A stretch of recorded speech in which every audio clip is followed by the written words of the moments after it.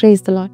యేసునామ స్మరణ అనే ఉదయకాల కార్యక్రమానికి మీ అందరికీ ఆహ్వానం. నిద్ర లేచిన వెంటనే ఈరోజు దేవుడు నాతో ఖచ్చితంగా మాట్లాడాలి అని అనుకుంటున్నారు కదా. దానియేలు గ్రంథము 9వ అధ్యాయం 9వ వచనం నుంచి దేవుడు మాట్లాడుతున్న విందాం.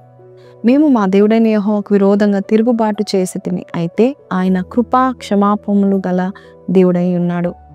మన ప్రభు కృపా క్షమాపణ రెండు, ఈ మాటలు బాగున్నాయి కదండి. క్షమించే దేవుడు మాత్రమే కాదు, కృపా క్షమాపణలు గల దేవుడు. ఒకసారి ఒక తండ్రి అతని కుమారుడు తప్పు చేస్తే చాలా కోపం వచ్చి బెల్ట్ తీసుకొని కొట్టబోతున్నాడు. అయితే కొట్టబోయే ముందు కొడుకు దగ్గరికి వచ్చేటప్పుడు తంగికి సైగ చేస్తూ ఉన్నాడంట. అట్టురా అట్టురా, వాడికి నొప్పి కలుగుతుంది, బెల్ట్ తీసుకొని కొడితే నొప్పి తగులుతుంది, అట్టురా అని సైగ చేస్తున్నాడంట.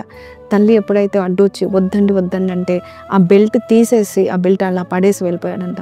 మరి ఆ యొక్క ప్రేమ కనబడుతుంది కదండి తండ్రికి.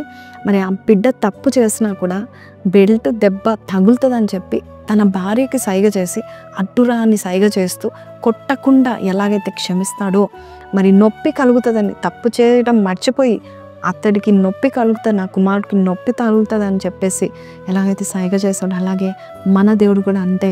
మన దేవుడు మనల్ని ఎంతగానో ప్రేమిస్తూ కృపా క్షమాపణ గల దేవుడుగా ఉంటూ మన శిక్షను ఆయన కుమారుని మీద వేసి, మరి యేసు ప్రభు నిజంగా మనకు అడ్డుగా ఉన్నాడు, మనకి రావాల్సిన పనిష్మెంట్ ఆయన పొందుకున్నాడు.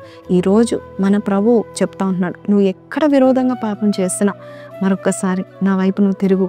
ప్రభా నన్ను క్షమించు తండ్రి, ఇంకోసారి నేను చేయను, నేను నీకు నమ్మకంగా జీవిస్తానని నువ్వు ఎప్పుడైతే అంటావో, మన తండ్రి ఎలాంటి దేవుడు అంటే కృపా క్షమాపణ గల దేవుడు. కాబట్టి అడ్డుగా మరి యేసయ్య ఉన్నాడు. మనకి ఏ హాని, ఏ పనిష్మెంట్, ఏ దెబ్బ కూడా తగలకుండా, ఏ నొప్పి కూడా మనం చేసిన తప్పులకు కనీసం నొప్పి కానీ షేమ్ కానీ మనకి సిగ్గు కూడా రాకుండా దేవుడు సమస్తమైన వహించాడు. ఈరోజు నీకున్న మరి సిగ్గుని దేవుడు కొట్టివేస్తున్నాడు. నువ్వు చేసిన తప్పులకు తగిన శిక్ష నీకు పడట్లేదు, ఎందుకంటే అడ్డుగా యేసయ్య ఉన్నాడు. ఈరోజు ఈ మాటలు వింటున్న నీవు దేవుని స్తుతిస్తూ ఈ ప్రార్థన చేద్దామా? కళ్ళు మూసుకుందాం.